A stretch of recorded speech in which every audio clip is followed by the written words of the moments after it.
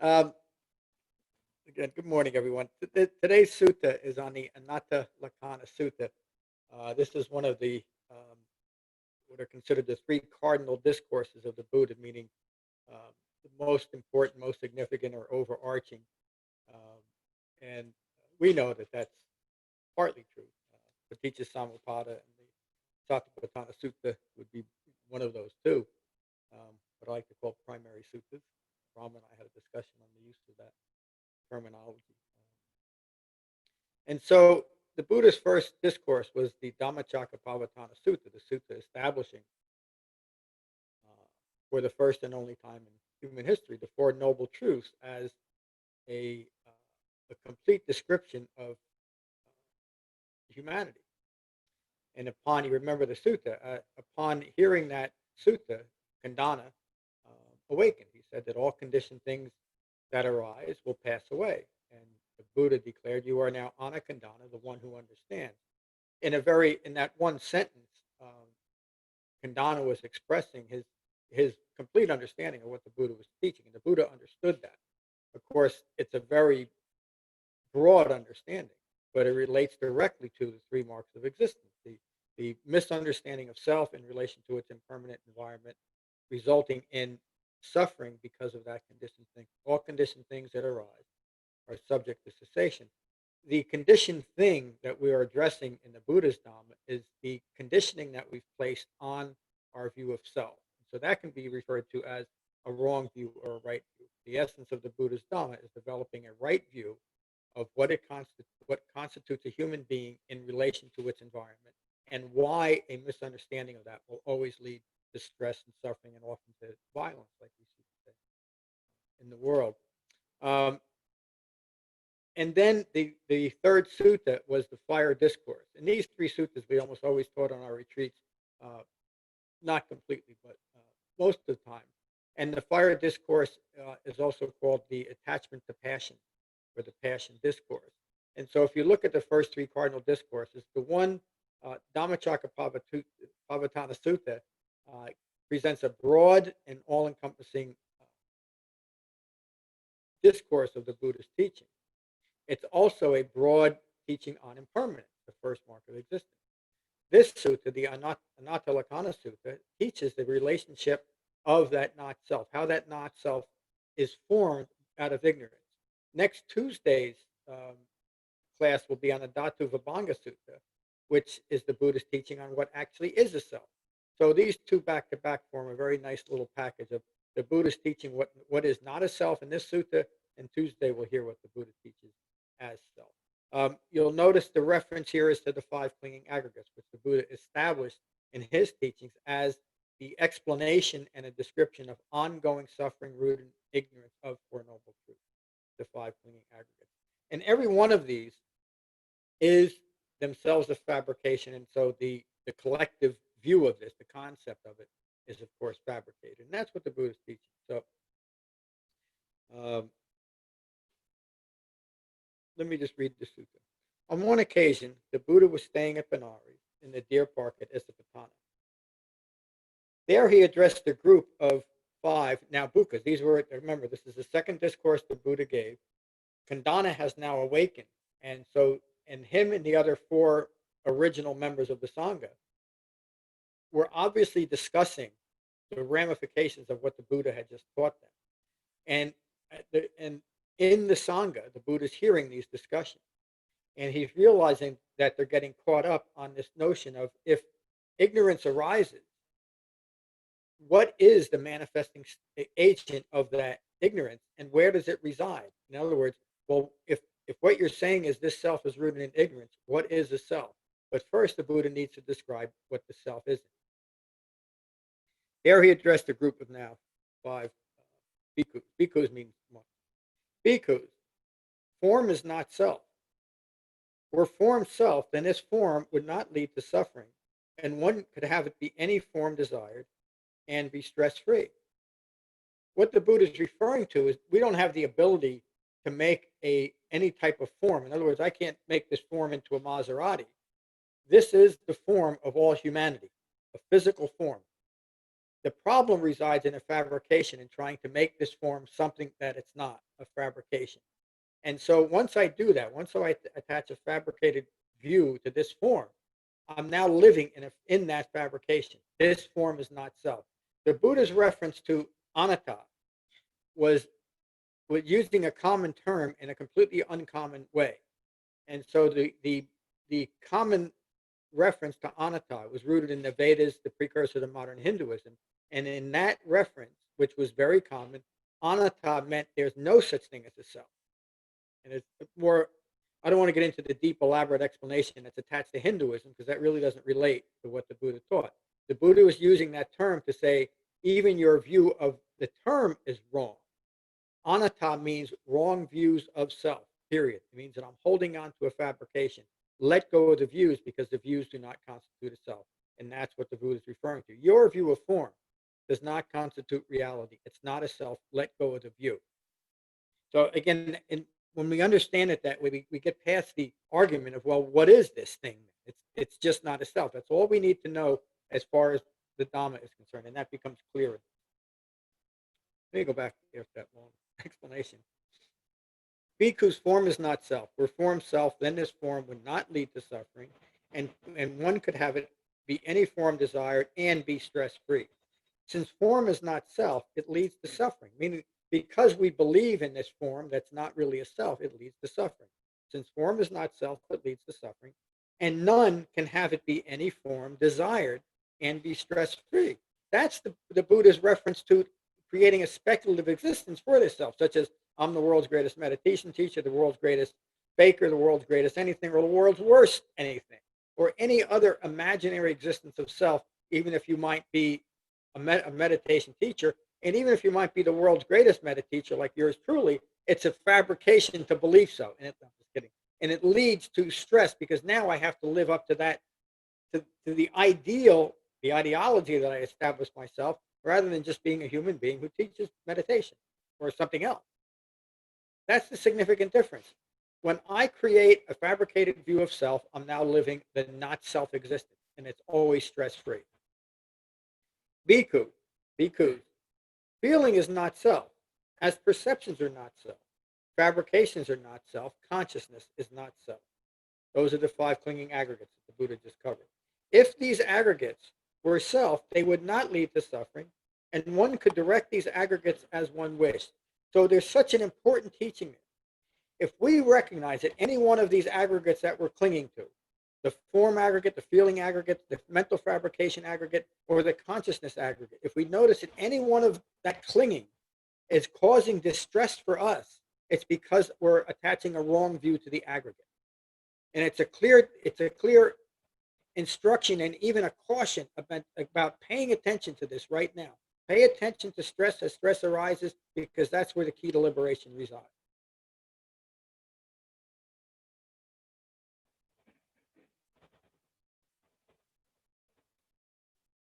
Bhikkhu, how do you perceive this? How do you perceive this? Is form permanent or impermanent? The 5 replied, it's impermanent, Venerable Sir. Now, what is impermanent painful or pleasant? They're painful. It's always painful, Venerable Sir. Now, what is impermanent? What is painful, since subject to change? Is this fit to be regarded as this is mine, this is I, this is myself? Of course it's not. And they replied, no, Venerable Sir. Remember the teachings to Bahia. Bahia awakened when the Buddha gave him that teaching. In you, there's no you here, there, or anywhere in between. Same thing. Is feeling permanent or impermanent? Is perception permanent or impermanent? Are fabrications permanent or impermanent? Is consciousness permanent or impermanent? All are impermanent, Venerable Sir. Except we have a feeling, and we insist that it's permanent. Because, and we do that. The obviousness of that is that we react to the feeling rather than understand, no matter what this feeling is, whether it's fear, sadness, joy, great self-aggrandizement over achievement, it's all impermanent and it's fleeting. So the Dhamma unites our mind and our body, and whatever feeling I'm feeling right now through right view is the appropriate feeling because it's rooted in right view, and I understand there's no need to cling to it because it's here. In other words, I don't need to keep fabricating it. Excuse me.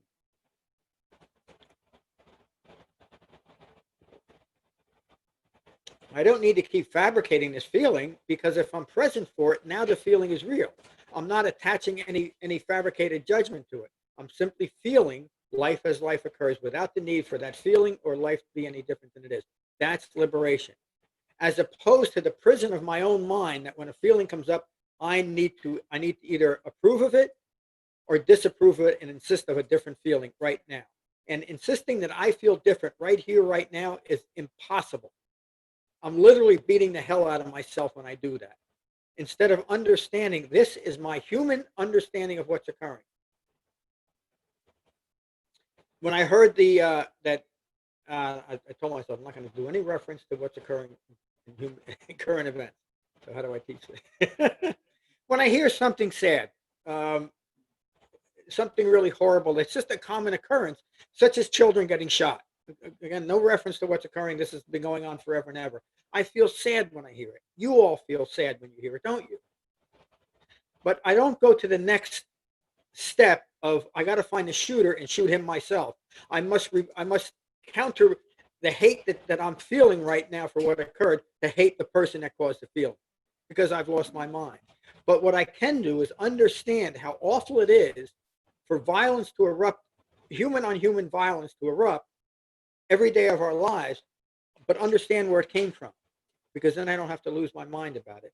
I made a statement a while ago, and a few people they didn't question me on it. They remarked on it that if humans had the ability to really understand what was occurring in their life, the first time one human being harmed another, the shock to that human being would have been so strong that it never would have happened again in human history. But we did not learn from that, did we? And so, since the beginning of human time, there's been human on human violence. Since the beginning of human time, there's been on human and human compassion. That's part of being human. One is not wrong and one is not right. They're both part of living in human condition. If we want to change the so-called negative aspects of life, the Buddha teaches we must understand why they arise. That makes sense, doesn't it? If I want to know why my head keeps hurting every time I bang it against a wall, I have to stop for a moment and look at what I'm doing. If I'm feeling outrage over what's occurring in the world, I have to stop a minute and look at what I'm perceiving here. That's what the Buddha teaches. This is called refined mindfulness or right mindfulness, seeing things clearly. Are the five clinging aggregates permanent or impermanent? All are impermanent, Venerable Sir. Now, is what is impermanent, what is painful, since it is subject to change. Is this fit to be regarded as this is mine, this is I, this is myself? No, Venerable Sir. The Buddha just presented what he described as the ongoing personal experience of suffering, the five clinging aggregates, and he clearly explained to them and got them to see by the question and answer, so important here, that no, the things that I've used to establish a self, these five clinging aggregates, and I should say to establish a self prone to suffering, is not really me. Think of the liberation in that teaching. All the views that I've had of myself that caused all the suffering for me, not for the world and not in the world, well, in the world, but not because of it, because of my perception, are rooted in ignorance. They're not really me. Simply put, I've made a mistake about my perception. And that's the most gentle way to put it. I simply made a mistake. And there's no one to blame for the mistake. I can go back and say, well, from the day I was born, nobody taught me Four Noble Truths. Well, nobody's taught Siddhartha Four Noble Truths either. But he took the time to sit down, put his mind back in his body, and look out on the world mindfully. Say, this is what's occurring. All of my distress for the first 26 years, or 35 years of my life, meaning Siddhartha's life, is because of my perceptions and my fabrications. It's not because of the people in the world or the governments of the world. It has nothing to do with it. It has to do with the way. And when I finally understood that, it took me quite a few years, and maybe I'm still unraveling. But just the feeling of liberation by understanding now I finally know how to live my life as a human being. And it wasn't easy. I had to let go of all of my beliefs that I built up for many, many years as a Buddhist practitioner, that I believed in, that I put years and years of effort in. That's what makes these things so hard. We have such a vested interest in the effort we put into creating our fabrications, whatever it is. And again, going back to that first time of human violence on human violence, you would think that a mind that is rooted in this suffering would have the wherewithal to recognize what it's doing for itself. But we don't, because of that most profound statement that the Buddha ever gave. From ignorance of Four Noble Truths, all manner of suffering arises. And it's the nature of ignorance to ignore ignorance. It's in the word itself, isn't it? It's the root of ignorance. It's a manifestation of ignorance. Ignorance wouldn't arise without the intense personal desire to ignore something. And in this case, ignore who I am and the true nature of the world I live in. And the Buddha teaches exactly what that is. So, bhikkhu, any kind of form, whatever, whether past, future, or presently arisen. Again, the Buddha is talking about keep your head out of the past and out of the future, because even though, no matter how uh, self-aggrandized we might start thinking about our past lives, and many people have fallen, oh, I've had so many past lives of suffering, and that's why I understand now. Or maybe in these past lives, I was always a king or a queen or a center fielder for the Yankees, like I used to speculate for myself. And in the future, if I do enough chants, then I get to go to Buddhist heaven, where I'm going to be taken care of by Amitabha Buddha forever and ever and ever. Maybe that's true, but the Buddha never taught. I'm not denigrating it. It's just not something the Buddha taught. And as long as, and I believe that, I was a Pure Land Buddhist for a while. As soon as I learned that, I'm greatly simplifying it just to make the point that I just need to do this chant forever and ever and ever and ever, and the chant is going to deliver me to Buddhist heaven, to Amitabha Buddhist heaven. And so I got into the chant. I'm not going to get into it, right? I'm not going to say it. And so I'm doing the chant. No, this is it. This is going to get me to where I want. I don't have to do anything else. I don't have to change my views. I don't really have to do anything. I don't have to be part of a sangha. I don't even have to affiliate with a sangha. All I have to do is this chant, because this is the magical chant. And so I started this chant. I did it for about 3 minutes, and I realized how ridiculous this is, because I'm not doing anything to develop my own understanding. What the thought that I had at the time was, if this chant really is Buddhism, I don't want anything to do with it, because it's the same as the religions that I abandoned, because they didn't teach me how to live right here, right now. They brought no understanding of who I was in relation to the life I was living. I wanted to learn, how do I live my life? I didn't want to learn how to live a life after I'm dead. What good is it? And that last thought wasn't even all that clear to me, but I just didn't understand my own consternation and disappointment with Christian, Buddhist, or any other religion. I mean, I spent a few years studying the Quran, seeing if maybe that'll work for me. And it wasn't until I came to what the Buddha actually taught that a different way of thinking or believing made any difference. And this made all the difference. Whether gross or subtle, whether in oneself or external, whether inferior or superior, whether far or near, must, with right understanding of how it actually is, be regarded as this is not mine, this is not I, this is not myself. The Buddha is referring to any time we find ourselves caught in a speculative self-establishment, caught in our imagination, and it, the clear key that we're imagining in existence is, if what we're imagining is not something I can't directly experience right here, right now. Because if it's not what I can experience right here, right now, it's a fabrication. It's imaginary. And so the Buddha continues. It follows that any kind of feeling, whatever, any kind of perception, any kind of determination, another word for fabrication, any kind of consciousness, whatever, whether past, future, or presently arisen, whether gross or subtle. Gross means thinking of yourself in this physical form. Subtle means in an imaginary, non-physical form. Whether in oneself or external, basically the same reference. Whether inferior or superior, I'm no good, I'm better than everyone else. Whether far or near, must, with right understanding of how it actually is, be regarded as this is not mine, this is not mine, this is not myself. The third time the Buddha has made reference to the key of the entire key of the Dhamma. Bhikkhus, when a noble follower who has heard the truth sees in this way, they find estrangement in form. I love the translation.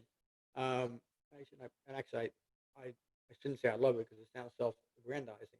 Is the use of the word estrangement? There's different interpretations, but that is perfect because what the Buddha is teaching us is that as we develop the Dhamma, this thing that we used to call self, which the Buddha teaches is not a self, we are now estranged from, which means, think of the word, it means all those views that I held of myself are now strange to me. I have no affiliation with them. I have no familiarity with to them. I'm estranged from them. My view of myself is as strange as thinking of that I'm a Martian. It has no basis in reality. Let it go. They find estrangement in form. They find estrangement in feeling. All those feelings that I used to describe myself, they're strange now. I don't have an identity with it. They find estrangement in perception. They find estrangement in mental fabrications or determinations. They find estrangement in consciousness. Think about that. And so I can, and I think all of us with, with a common peaceful mind, I can look back on the mind that I carried around for the first 35 years of my life. And it is strange to me. I have established estrangement with me. The way that I thought, the way that I treated people and myself is strange. I have no identification. I know it was me. It's part of my history, but it wasn't me. It wasn't the human being that I am. It's strange to me. It's such a perfect word. When they find estrangement, passion fades out. When this me that I've established in ignorance is strange to me, I'm no longer identifying with it. It simply fades away. The passion to maintain ignorance fades away. With the fading of that passion, they are liberated. It's the key to it. Recognizing the three marks of existence, recognizing that the five clinging aggregates are not self, passion diminishes, and with the fading of passion, we are liberated. When liberated, there is knowledge that they are liberated. How do we know we've reached the culmination of the path? We know it. We know it from we know it not from me saying it or believing that someone has saved us. We know it from our own direct experience. And that's why in each and every class we talk about how we're developing a Dhamma right here, right now, how it feels, what it actually looks like, because that's what's important.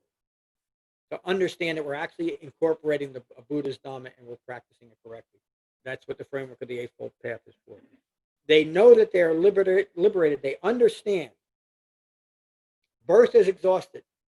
The Buddha is not referring to a physical birth. In a very, very general way, he is, but it's not important to the Dhamma.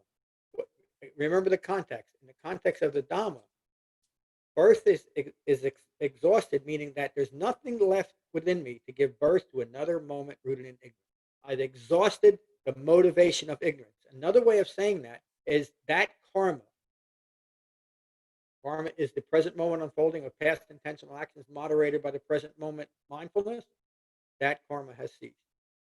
I've eliminated all remnants of ignorance. They understand birth is exhausted. The integrated life has been lived. Usually the translations have where I say integrated life, they use holy life, and that really is an accurate description, except most people have a religious connotation to holy rather than a comprehensive or holistic. So I just changed it to a life well integrated with the Eightfold Path. The integrated life has been lived out. What can be done is done. There's nothing left to be done. The only thing we need to do is to awaken. What can be done is now done. Of this, there is no more beyond. There's nothing more. The Buddha is saying there's nothing more beyond human reality. And the only way to know it is to establish yourself in this reality. There's nothing beyond this. Despite all the magical and mystical connotations that are attached to Buddhism and religion in general, there's nothing beyond human awakening. As far as a human being is concerned, the Buddha never said there is nothing.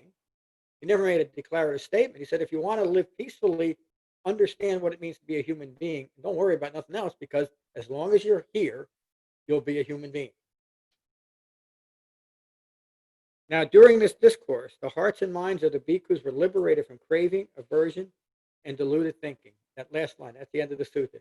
That last line is the Buddha's, is just the they're telling us that from the first sutta the Buddha gave, Khandana awakened. This second sutta, from the understanding the three marks of existence, as explained here, understanding the five clinging aggregates, the other four original monks awakened. It's just a remarkable sutta. When you think about the historical significance of these first two suttas, and even a third one, for nobody knows, but for thousands and thousands, maybe millions of years, human beings have been living in ignorance. And in two suttas, 1 month apart, 5 more human beings awakened just by hearing the truth. And we're doing the same thing. I remember on retreat a few times, just teaching this to people that were really struggling, heard this one sutta, and almost like what happened originally, they really got it. I wouldn't say that they completely awakened, but they now understood what the Dhamma was about. And I hope all of you do too after hearing. So I think we'll go online first and see how you're all doing. I cannot read who this is. I'm sorry. Well, let me. I think I can tell everybody else. Sarah, is that you on the bottom? Oh, you're probably not the same on your screen though. I am here. Ah, good. That was you. How are you, Sarah? I'm doing well, thank you. Good. Glad you joined us. What do you think of this morning's sutta? I'm loving it. Taking notes here.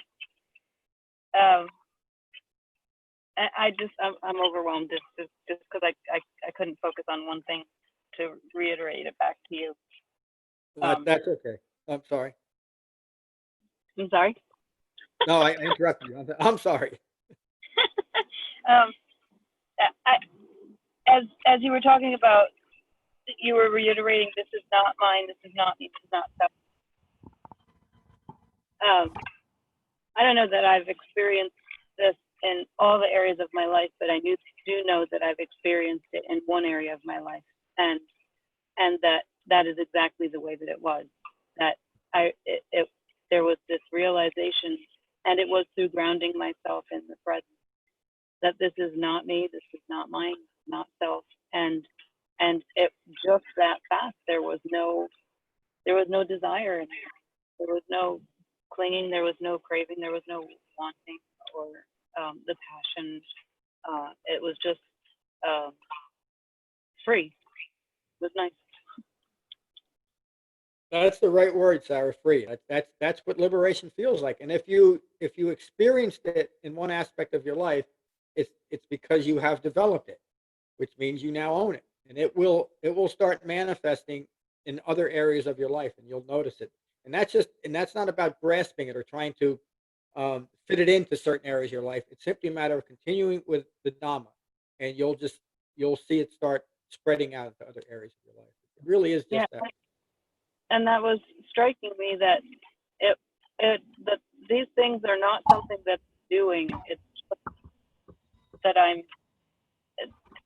that's what it's all about, right? Is to expose ourselves to the teachings and to hear those things, and they go in and they affect us and they change us from inside somehow, so that it's not that constant fighting and battling and wrestling. And so, yeah, I really am taking refuge. Great, that is it. Yeah, and I mean, you often hear me say that if we want to end up conflict in the world, we end conflict in our minds first, and that's just what you're describing. And even that first part of it isn't all that significant, except we all care about the world we live in. If we want to end conflict, we have to end it in our minds first, because that's where all conflict resides. There's no conflict outside of human beings' mind. It just manifests. Thank you. Becky, how are you? I'm fine. I'm good, John. Good to see everyone. This is just, this is a core sutta. Everything that you need to know is in there. And it's just a matter of being able to do it. Having like Sarah said, one experience of having of having that freedom and that refuge, just even if that experience only lasts for a few moments, you are changed. We go sometimes for a long time without having one of those experiences, and that's, you know, that's okay, as long as we keep going. Yep. This sutta is just a, you know, it's a total teaching. Everything's in there, and I enjoyed it. I enjoyed reading it. I enjoyed picking out the parts of it that really spoke to me, and I'm happy to be here, and that's all I have. Thank you. Thank you. I'm happy you joined us. Mary, how are you? Good morning, everyone. Good. Yeah, this is a wonderful sutta. I agree with Becky. Everything is in here that you need. I think, you know, sometimes we talk about the importance of language, and sometimes we overestimate the words, but in this case, I think it is important to look at words like estrangement, like for any of us that are suffering, to be able to even consider that you could be estranged from that suffering at some point in the near future, or after today's meditation. I mean, that's very uplifting and positive, and something to continue to work for.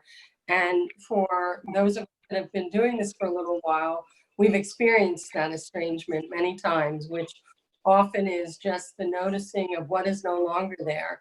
The passion has subsided on a certain issue or something we cling to, or maybe the way we argue with others, or whatever. You all notice one day, or maybe someone else notices one day, that you are estranged from a passion that you used to hang on to. And then that direct experience that gives you the encouragement to keep going with your practice. And the other word is the integrated life, well lived. The idea of experiencing through the discipline and right effort of your practice, experiencing the Eightfold Path off of the cushion in every little tiny aspect of your life. And when you start looking at it that way, you know, what's going on in the world today may be no different than the angst and anxiety and everything that was going on in your life, Yep. you know, before mid-March. And it's sort of a reckoning of suffering is suffering, and the sameness of suffering, and the application of the Eightfold Path to consistently address your experience or lack of estrangement with suffering. So these are great reminders, and just very useful to keep your mind on the path and not on all the distractions of the world. And I don't mean that as a way to hide from what's going on in the world, or as a way to not deal with it, not address it, right? You still have to take right action, and right view, and you know, right speech, all of that. So that's still there. So there still is opportunity to do something about the difficulties in the world, but to not make them your suffering, I think is the point of living the Eightfold Path. So I probably said a little more than I intended, but thank you, John. That was very nice.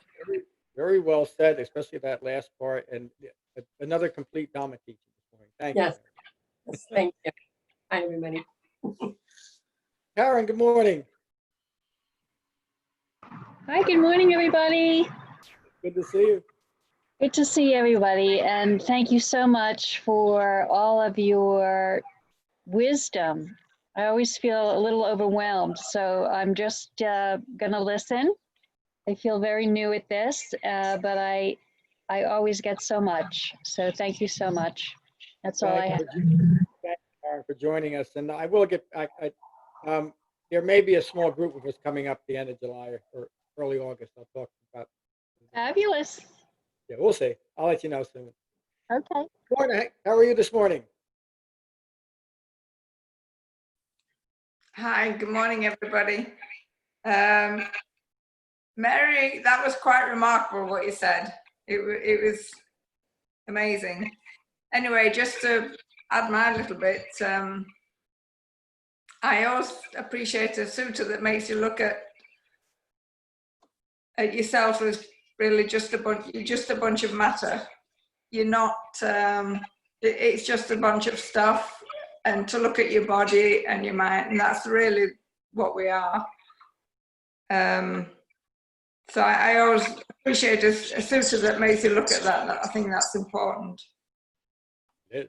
As regard, and also I think the sutta makes you realize that the difference between really what's happening in the world and what happens in your own mind. And there's those, sometimes those seem to get crossed in our minds, what's really happening and where our feelings are taking us. And I think this sutta sort of makes you really ponder on that and work that out a little bit. And I think that's good. Again, like Mary, I like the word estrangement. And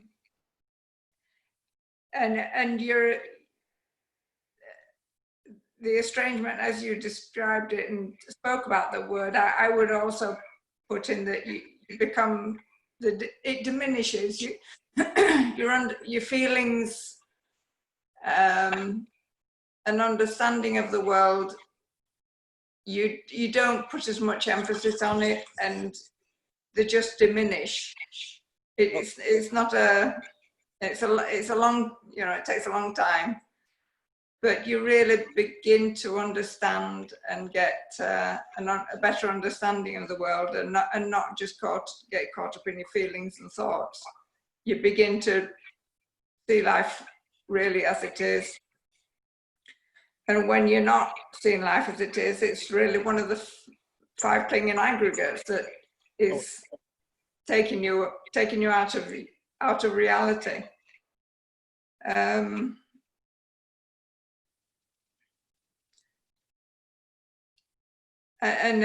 consequently, just to sum it up, you end up just dealing with life differently than if you didn't have your practice. Just on a moment by moment basis, the base that you work from in life shifts, and you just end up dealing with all aspects of life, good times, bad times, etc. You just deal with it differently than if you didn't have your practice. Anyway, thank you. Thank you, Lauren. That was great. Just a comment to Mary. Mary, you really shouldn't outdo your teacher. That's not right. How are you, Josh? Good morning, John. Good morning, everybody. Good to see you. It's kind of mind-blowing. I haven't heard this before, and I'm kind of wheeling off what everybody else has said this morning. This concept that as I go through my day, and I'm looking around the way I react and behave, I hate to put any percentage on it, but about 90% of the time, I'm sure I'm in some sort of illusion about what reality is based upon my 5 clinging aggregates and how it affects my mind and how I interpret reality. And but occasionally, when I kind of am aware that it's all an illusion, and I try to think of what reality is in terms of it has nothing to do with me. Sometimes it makes sense. I don't know. That's all. But it was a wonderful teaching, and I'm going to listen. Thank you. Thank you, Josh. It's great. I think your contributions are so helpful because you're so honest about it. I'm not saying none of it. Yeah, you're the only honest one in our sangha. You're very straightforward, and I'm not picking on words or trying to play semantics with you, Josh, but it's more in keeping with the Dhamma to look at life and our view of life from an unawakened state as fabricated rather than illusion. Because what's occurring, I'm not going to go into it. When the baseball season starts again, that won't be an illusion. But when I get mad that they're only playing 60 games, that's the fabrication. That's what's causing suffering for me. By the way, I don't really care if it's 60 games or not. It's just to use the things of the world are all real. It's our perceptions rooted in wrong view that creates the fabricated experience with reality. If we want to understand the reality, we develop Four Noble Truths, and then we see and understand the ever-changing nature of things, and we stop attaching ourselves to the world. And that's really what the sutta teaches. There's a lot there. It's another one of those all-encompassing teachings. So let's go around the room. Start with one of our teachers. Jen, it's good to see you again. Is this your first time back in the class? It is, yes. Welcome back. It's good to be back. Yeah, this is a beautiful sutta. It really, especially just reading it or hearing it read, getting it into your eyes and into your ears, just works on you. Just holds your mind back into your body.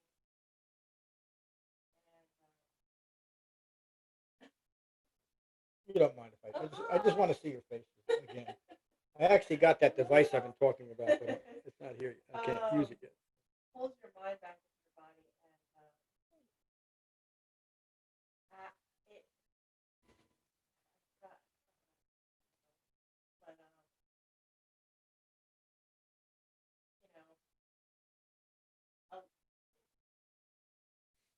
But when your mind unites in your body, you have no choice but to radically accept what's happening inside and outside. And the sooner you do that, the quicker you will experience peace, and you will skillfully move through a less than peaceful mind state and a less than peaceful environmental state.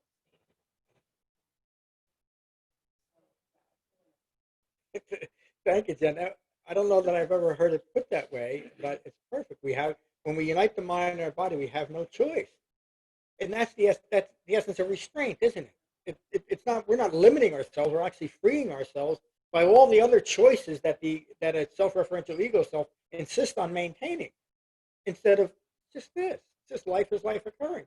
There is no other choice except to be that if we want to live an effective human life. Thank you. We have no choice. Good morning. Can I just interrupt for a second? I'm sorry. Yes, no, please. I couldn't hear Jen at all. Is it just me? No. I'm using a new microphone. I guess it's that. No, Yeah. I couldn't hear you. You hear us now? Can you hear Tim? Can you hear me? Yes. But it's far away. Yeah, Okay. it's distant. Yeah, I'm using a new mic, and I guess the new mic isn't working well. Pass the mic around after. Well, yeah. All right, let me see if this helps. Rob, we'll work it out. We'll try it out.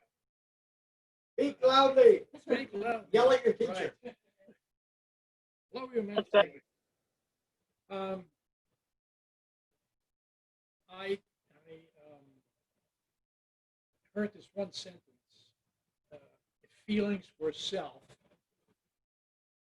we could wish them to be anything, that we could have them be any way we wished.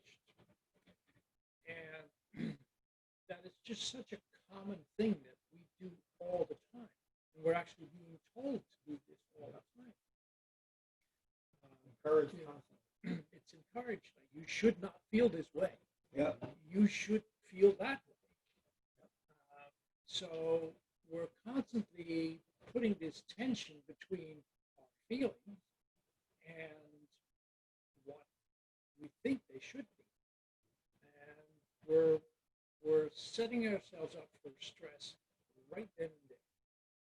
And for some people, and for me too, for a long time, that was, you walk around your day with that stress going on. And, Whether you recognize it or not. yep. And it is very liberating to hear this and to realize that it's okay to feel what you feel. Whatever it is. You may not always want to act on it, but as far as feeling the feeling, that is it. Yeah. Feeling feelings as they arise and pass away is the essence of a human life, without needing them to be any different. That's we are, and how we think about that is without any discrimination is the essence of human life, freedom. I remember the first talk I ever gave in AA, when you're expected at some point to get up and tell your story, and it's usually after 90 days. And so my sponsor at the time had me do it, and I was scared. It was a big meeting, an old Myersville Friday night meeting for about 120 people, and I'm this skinny little 25-year-old, 90 days sober, still not, I don't even have my feet on the ground yet, shivering and shaking. I was scared to death to speak in front of people. Imagine that. I was afraid to talk in front of people. And the first thing that came out of my mouth, I couldn't prepare anything because my head was still jumbled. But the first thing out of my mouth was, for 25 years, I tried everything I could to not feel anything. Today, I'm so glad that I can feel. And the room looked at me a little bit like, you're crazy. But that really was how for the first time, I was 25 years old, and I hadn't felt anything real most of my life. And for the first time I could feel. It took me another 15 years to understand what feelings were about. But now that's the key to life, isn't it? I mean, I felt about hearing the baby got shot. I feel about baseball starting, using those references again. They instill feelings in me. But that's all they are. They're a reference to life as life unfolds, because I'm a human being who feels. But I don't have to judge those feelings as good or bad. I don't have to judge a person for making me feel this way, because nobody can make me feel any other way. It is a key to happiness. Thank you. Tim, how are you? Very well, thank you. Hello, everybody. Hello, everybody online. Can you hear me? If not, so the good, the bad, the ugly, right? So here I am. So I love how the Buddha uses logic in this sutta. He just basically he asks those questions that just forces the monks to give into logic, is asking those questions about impermanence and feelings and fabrication. So I really like that. And I read your notes down, and I have more notes on your notes because you really probe into it. But I really think that the key line for me in this sutta is when the Buddha states, "With right understanding, how it actually is to be regarded." This is not right understanding, and I don't know if that's synonymous with right view. So I think recognition and abandonment is not enough. I think that understanding has to be there, because just recognizing it, while it could be used as a band-aid, it will come back around again through dependent origination. Without that profound right view and understanding, that recognition and abandonment could actually work against you. And I don't want to give examples, but that's kind of what I was getting at. And I have a kind of a thing that may be profound, maybe wrong, but is reconciliation with impermanence important? Yes, and I will say that those terms are basically interchangeable, right? And so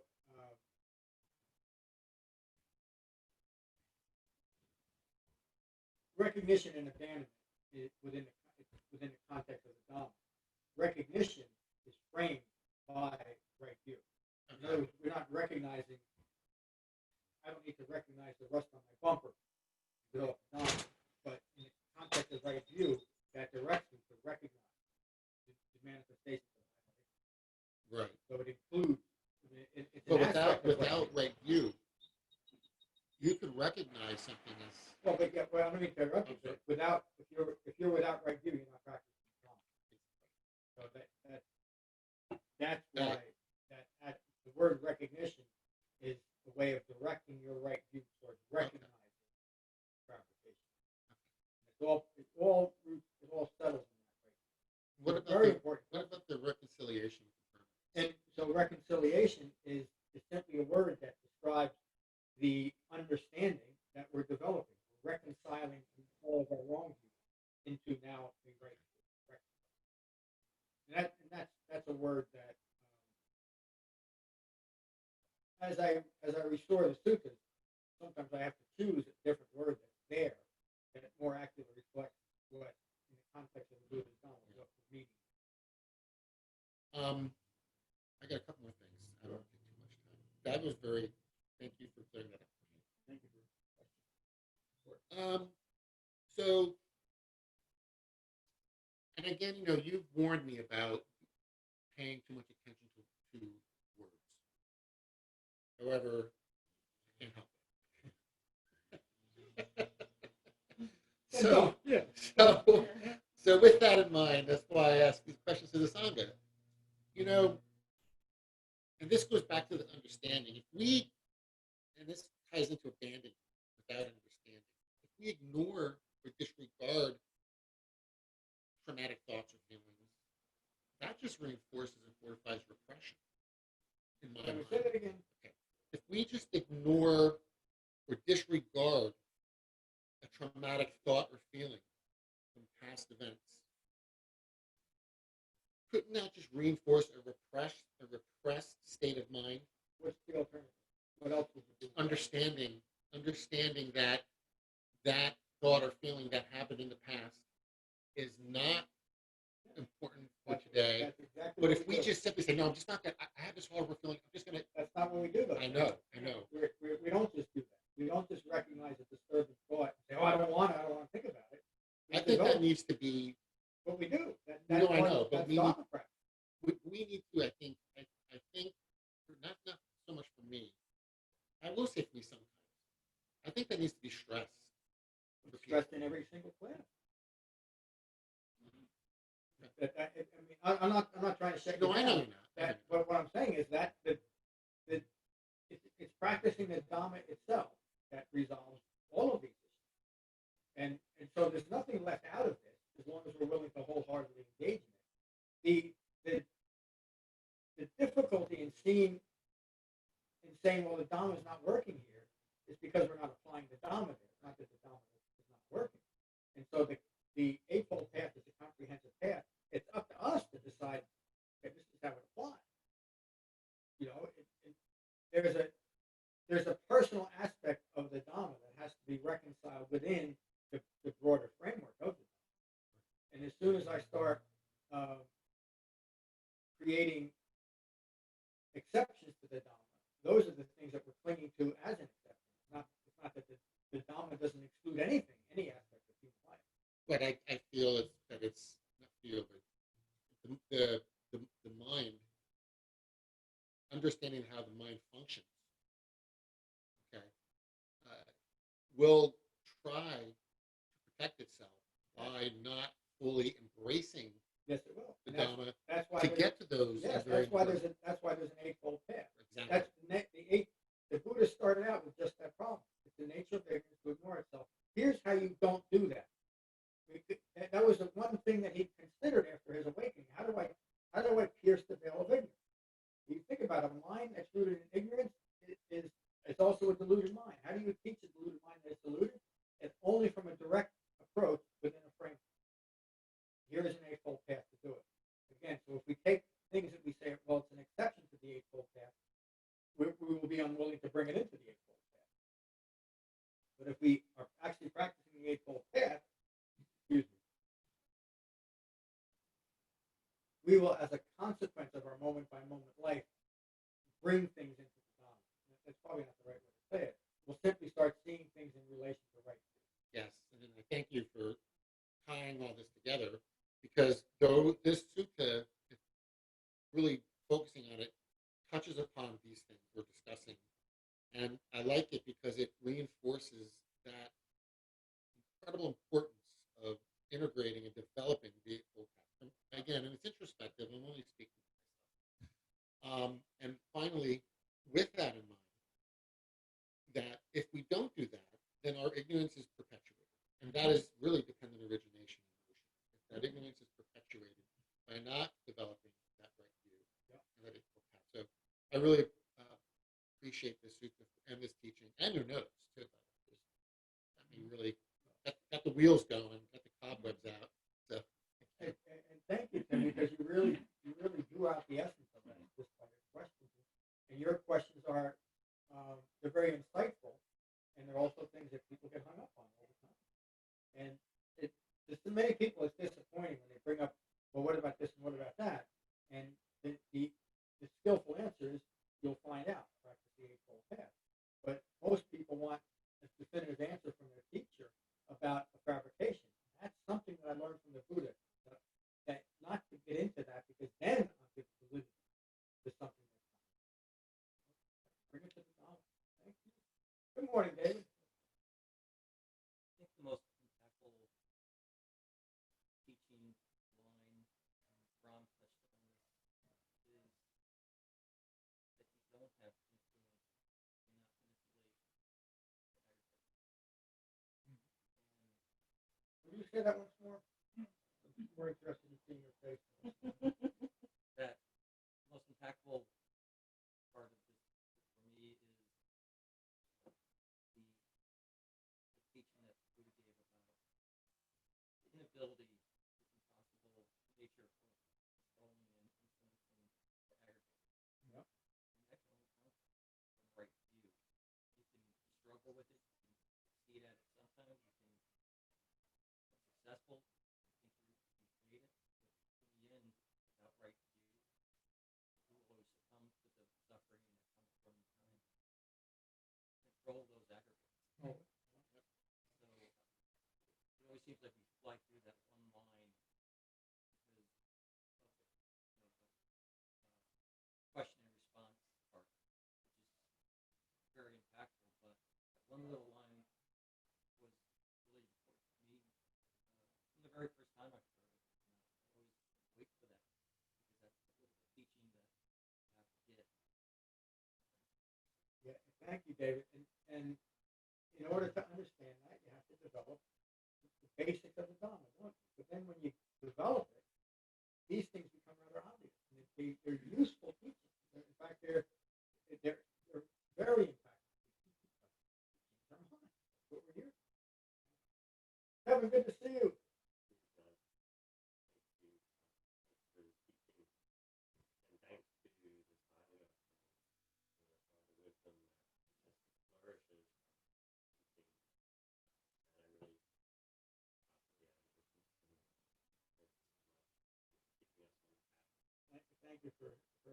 Thank you for making it necessary. What was that line? I want to thank you all for making this evening necessary. It really is. I mean, I don't know if you've ever heard me say this, but this was a great. the longer my relationship deepens with the Buddhist Dhamma, one thing, the more personal the Dartha Gotama becomes to me. I hope to you too. This was a human being. Went through a lot of the same things we all go through. And he figured it out, and then he spent the rest of his life teaching us how to do it. You think about how this was the second teaching he ever gave, and how relevant and important it is for all of us here today to hear it. I was just so fortunate that teaching just was here. We're going to, and please listen or come to Tuesday's class, because this is now, we learned what the self isn't. Tuesday's class teaches the Buddhist teaching on what. We'll finish, as we always do, with metta.